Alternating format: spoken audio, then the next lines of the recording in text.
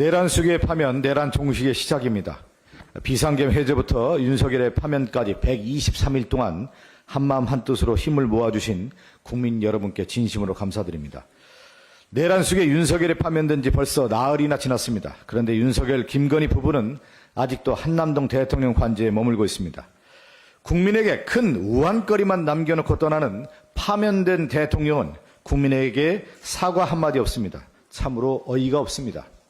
일반 국민은 무단 횡단 한 번만 해도 부끄러워하는데 나라를 말아먹으려 한 윤석열은 부끄러움 자체를 모르고 있으니 수호지심이라고는 찾아볼 수 없습니다.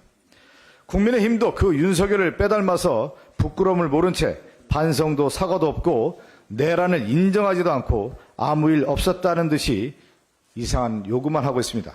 국민의힘이 지금 해야 할 일은 내란 특검, 명태균 특검, 김건희 특검을 수용하고 지금까지 내란 수계를 옹호하며 국민을 기만했던 것을 사과하는 것입니다.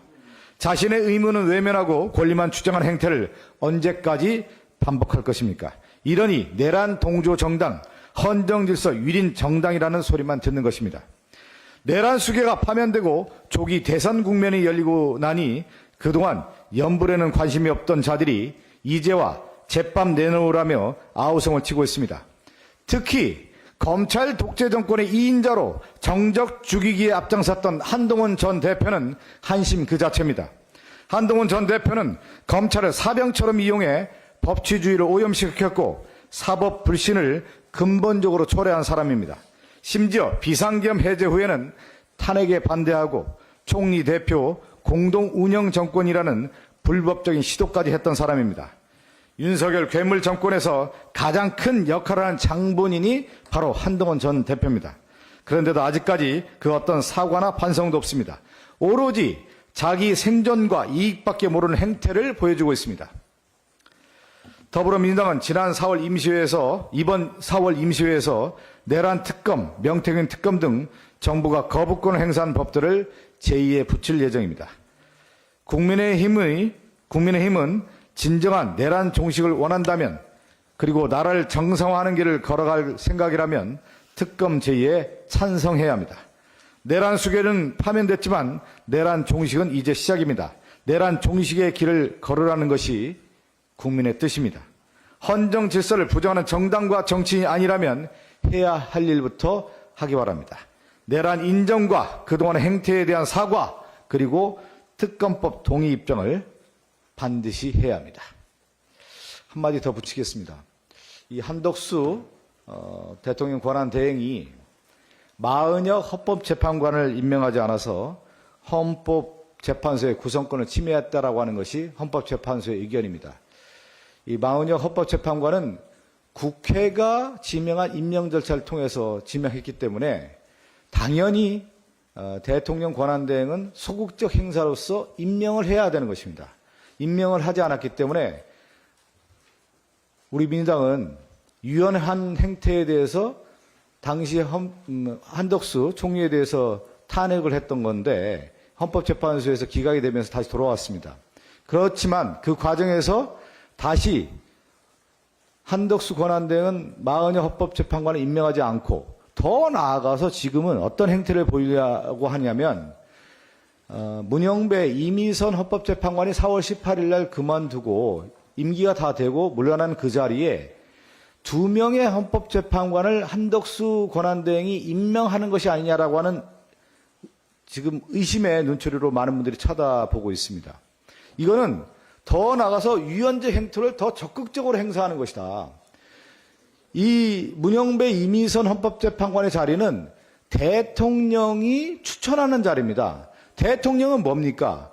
우리가 입법사법행정이라고 하는 차원에서 대통령은 선출된 권력이기 때문에 헌법재판소의 재판관을 추천할 수 있는 정당한 권리 행사를 할 수가 있는 건데 한덕수 권한대행은 총리로서의 권한대행이에요. 선출되지 않은 권력이 적극적 행사로서의 헌법재판관 2명을 지명할 권리가 없습니다. 만약에 지명한다고 하면은 이것은 당연히 유연적 행태다라고 하는 부분을 엄중하게 경고하는 겁니다. 지금까지 한덕수 권한대행은 총리로서의 권한대행으로서 역할을 해왔지만 지금까지 행태는 내란 대행으로서의 행태를 이어왔던 모습인데 더 나아가서 헌법재판관 2명을 더 지명하겠다라고 하는 것은 내란 대행을 확실하게 자기가 인정하는 것이고 지명했습니까? 지금? 지명했다라고 지금 뉴스가 나오고 있네요. 이 주명은 위헌적 행태다. 이것은 묵과할 수 없고 민주당 입장에서 좌시할 수 없는 문제다. 엄중하게 경고하고요. 이건 위헌적 행태라고 하는 부분을 다시 한번 강조드리면서 말씀드리겠습니다. 예. 김용민 의원께서 한 번 더 붙여주시겠습니다. 네, 짧게만 좀 보충하겠습니다. 대통령의 권한을 행사하는 것은 우리가 헌법에서 대통령에게 권한을 주는 것은 민주적 정당성을 갖춰서 국민에게 선출됐기 때문입니다. 그래서 헌법학자들의 다수는 대통령의 권한은 일신 전속적 권한이다. 그 사람에게만 속하는 권한이다. 라고 표현합니다.